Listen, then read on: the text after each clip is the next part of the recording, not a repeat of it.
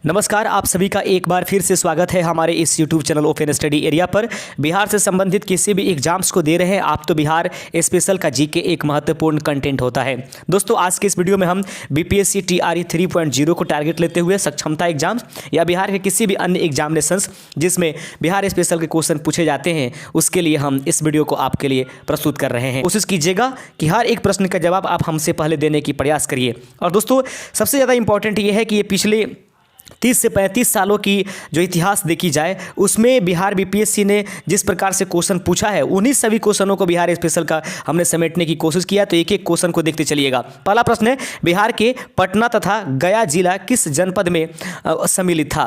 तो सही आंसर है कि बिहार के पटना तथा गया जिला का महाजनपद निम्नलिखित में से दिए गए में से वह मगध में उपस्थित था। 1 मिनट हम थोड़ा सा आपका एक समय लेंगे और उसको बताने की कोशिश करेंगे कि बिहार बीपीएससी TRE 3.0 या फिर आपको कहा जाए बिहार सक्षमता एग्जामिनेशंस के लिए हमारी जो open study area YouTube channel है वो जो है एक ई बुक आपके लिए लेकर के आई है जिसमें 300 से अधिक प्रश्न जो पिछले कई एग्जाम्स को लेकर के पूछे गए हैं या भविष्य में उस क्वेश्चन को पूछे जाएंगे, रिपीट किए जाते हैं, उनको मैंने इसमें समेटने की कोशिश किया है। 300 प्लस क्वेश्चनों को आप जो है हमारे ई बुक के लिए दिए गए व्हाट्सअप नंबर जो चल रहा है उसमें 50 रुपये आप पेड करके इसको प्राप्त कर सकते हैं। दिए गए व्हाट्सएप नंबर पर आप जो है इसको ले सकते हैं। प्रश्न है, बिहार के पटना तथा गया जिला किस महाजनपद में? तो सही आंसर था मगध में। आगे बढ़ते चलते हैं। दूसरा नंबर क्वेश्चन आपके सामने है कि बिहार पर गढ़वालों के आधिपत्य का प्रमाण मिलता है। तो बिहार पर गढ़वालों के आधिपत्य का प्रमाण कहां से मिलता है? सही आंसर है ऑप्शन नंबर ए, मनेर के ताम्रपत्र से बिहार पर गढ़वालों के आधिपत्य का प्रमाण मिलता है। आगे प्रश्न है कि बिहार के किस तुर्क राजवंश के अभिलेख प्राप्त हुए हैं? बिहार के किस तुर्क राजवंश के अभिलेख प्राप्त हुए हैं? तो सही आंसर है तीसरे का ऑप्शन नंबर सी, यानी तुगलक वंश के जो है राजवंश के अभिलेख प्राप्त होते हैं। आगे है चौथा नंबर क्वेश्चन, देख लीजिएगा। बिहार के किस क्षेत्र के संबंध में ये बसातिनुल उन्स एक मूल्यवान स्रोत है? बिहार के किस क्षेत्र के संबंध में बसातिनुल उन्स एक मूल्यवान स्रोत है? चौथे का सही आंसर ऑप्शन नंबर सी हो जाएगा, तिरहुत इसका राइट आंसर है। आगे क्वेश्चन देख लेते हैं। प्रश्न है कि बिहार आने वाले महत्वपूर्ण चीनी यात्री का नाम निम्नलिखित में से क्या है? पांचवे का सही आंसर ऑप्शन नंबर डी है, क्योंकि फाइयान, युआनजांग या फिर इनसिंग ये तीनों के तीनों बिहार की यात्रा पर आने वाले यात्री हैं जो चीन से संबंध रखेंगे। आगे है, मुगल काल में बिहार आने वाले प्रथम विदेशी यात्री निम्नलिखित में से कौन था? तो मुगल काल में बिहार आने वाले प्रथम विदेशी यात्री छठे का ऑप्शन नंबर ए, यानी कि मुल्ला तकिया जो है मुगल काल में बिहार में आने वाले प्रथम विदेशी यात्री थे। आप देख रहे हैं open study area YouTube channel. ई बुक के लिए आप हमारे दिए गए व्हाट्सअप नंबर पर व्हाट्सअप करके मतलब 50 रुपीज़ में आप जो है ई बुक प्राप्त कर सकते हैं। निम्नलिखित यूरोपीय यात्रियों में कौन बिहार नहीं आया था? निम्नलिखित यूरोपीय यात्रियों में कौन बिहार नहीं आया था? सातवें का सही आंसर ऑप्शन नंबर बी, फ्रांसॉय बर्निए जो है निम्नलिखित यूरोपीय यात्रियों में बिहार में नहीं आया है, वरना पीटर मुंडी, जॉन मार्शल और मैंड्रिक्स ये तीनों के तीनों बिहार में यात्रा किए हैं, लेकिन फ्रांसॉय बर्निए जो है बिहार की यात्रा नहीं करता है।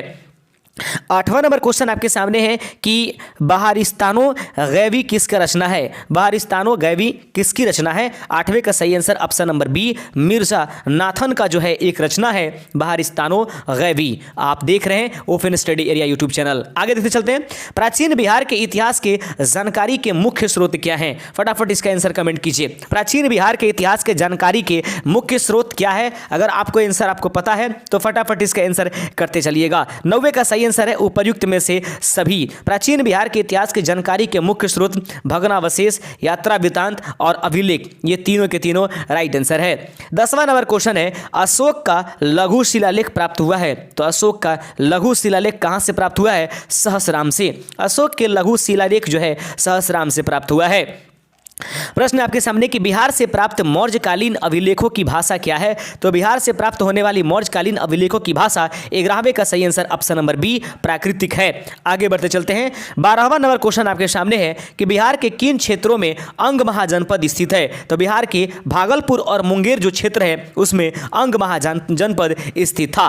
यदि आप हमारे चैनल पर पहली बार जुड़ रहे हैं तो प्लीज़ चैनल को जरूर सब्सक्राइब कर लीजिएगा, और चैनल पर नए तो सब्सक्राइब कर लीजिए। वीडियो आपके लिए बनाते हैं तो आप हमको सहयोग कीजिए, अपने दोस्तों में इसको जरूर सहयोग कीजिए। 13वां नंबर क्वेश्चन है, मिर्तुल अहवाल किसकी रचना है? मिर्तुल अहवाल निम्नलिखित में से किसकी रचना है? 13वें का सही आंसर है ऑप्शन नंबर सी, मूला वहवानी का जो है मिर्तुल अहवाल रचना है। आगे बढ़ते चलते हैं। 14वां नंबर क्वेश्चन है, मध्यकालीन मिथिला के इतिहास के स्रोत में महत्वपूर्ण है। तो मध्यकालीन मिथिला के इतिहास के स्रोत में महत्वपूर्ण निम्नलिखित में से कौन सा है? तो याद रखें, कीर्तिलता, कीर्तिपताका और वर्ण रत्नाकर। मध्यकालीन मिथिला के इतिहास के स्रोत में ये तीनों के तीनों अपने महत्व धारण करते हैं। उपर्युक्त में से सभी इसका राइट आंसर हो जाएगा। अगला प्रश्न आपके सामने है, 15 नंबर क्वेश्चन है कि बिहार के गया जिले के अफसर से प्राप्त अभिलेख में किस राजवंश के बारे में जानकारी मिलती है? तो बिहार के गया जिले के अफसर से प्राप्त अभिलेख में किस राजवंश के बारे में जानकारी मिलती है? 15वें का right answer option number A हो जाएगा, परवर्ती गुप्त वंश के बारे में जानकारी प्राप्त होती है। 16वां नंबर क्वेश्चन आपके सामने है और फटाफट इसका आंसर कमेंट कीजिए। पाल शासकों के बारे में जानकारी मिलती है। तो पाल शासकों के बारे में जानकारी कहां से मिलती है? तो देवपाल के मुंगेर अभिलेख से, नारायण पाल के भागलपुर ताम्र अभिलेख से, महिपाल प्रथम के नालंदा मुजफ्फरपुर अभिलेख से। तीनों के तीनों आंसर सही है, ऑप्शन नंबर डी इसका राइट आंसर हो जाएगा। 17 नंबर क्वेश्चन आपके सामने है, बिहार के लिए सर्वाधिक प्राचीन साहित्यिक स्रोत है। तो बिहार के लिए सर्वाधिक प्राचीन साहित्यिक स्रोत निम्नलिखित में से क्या है? 17 का सही आंसर है अथर्ववेद, इसका राइट आंसर हो जाएगा। आगे प्रश्न देखते चलते हैं। बिहार में स्थित महाजनपदों के बारे में जानकारी मिलती है। तो बिहार में स्थित रहने वाली महाजनपदों के बारे में जानकारी कहां से मिलती है? 18 का सही आंसर ऑप्शन नंबर बी हो जाएगा, अंगुत्तर निकाय से इसकी जानकारी मिलती है।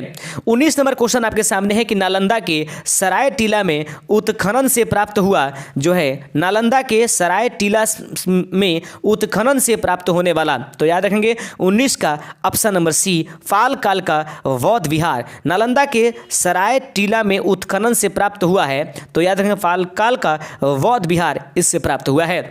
अगला देख लेते हैं क्वेश्चन। अगला क्वेश्चन है, प्रश्न है कि बौद्ध साहित्य विनय पिटक एवं दीर्घ निकाय से जानकारी मिलती है। बौद्ध साहित्य विनय पिटक एवं दीर्घ निकाय से जानकारी किसकी मिलती है? 20वें का सही आंसर ऑप्शन नंबर सी, यानी कि ए एवं बी दोनों से मिलती है। कहने का मतलब कि मगध के राजतंत्र एवं वैशाली के गणतंत्रों के बारे में, मध्योत्तर बिहार के बारे में भी जानकारी प्राप्त होती है। प्रश्न अगला है 21 नंबर, बिहार में बड़े पैमाने पर उत्खनन कार्य करवाने वाला तथा कई प्राचीन स्थलों की खोज करने वाले पुरातत्ववेत्ता निम्नलिखित में से कौन थे?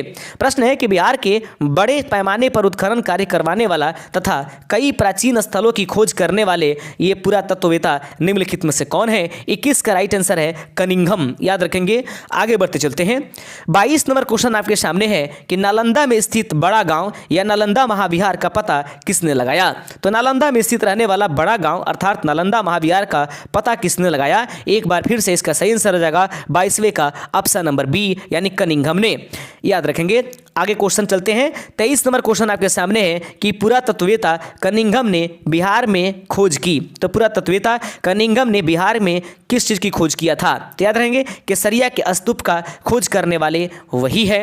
उसके बाद देख लेते हैं, लौरिया और राज का अशोक स्तंभ भी उन्होंने खोजा है। बसाड़ के अवशेषों के आधार पर वैशाली के प्राचीन स्थल भी उन्होंने खोजा। उपर्युक्त में से सभी के सभी राइट आंसर हो जाएगा।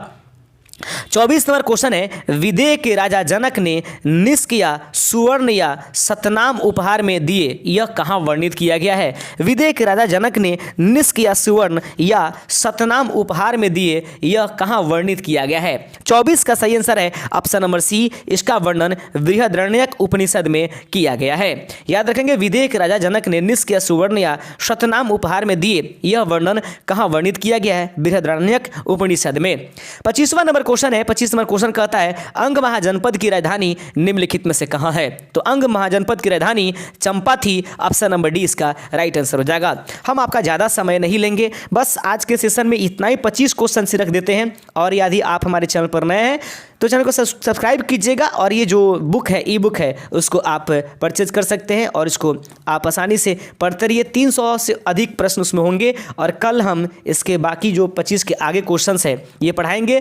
ये बुक में इसको भी ले जा करके हम जोड़ देंगे और वो सभी क्वेश्चंस जो हमारे वीडियोस में नहीं है उसको मैंने उसमें शामिल किया है। बुक को लेकर के ज़रूर पढ़ते रहिए। शुक्रिया, जय हिंद, अभी तक हमारे साथ जुड़ने के लिए।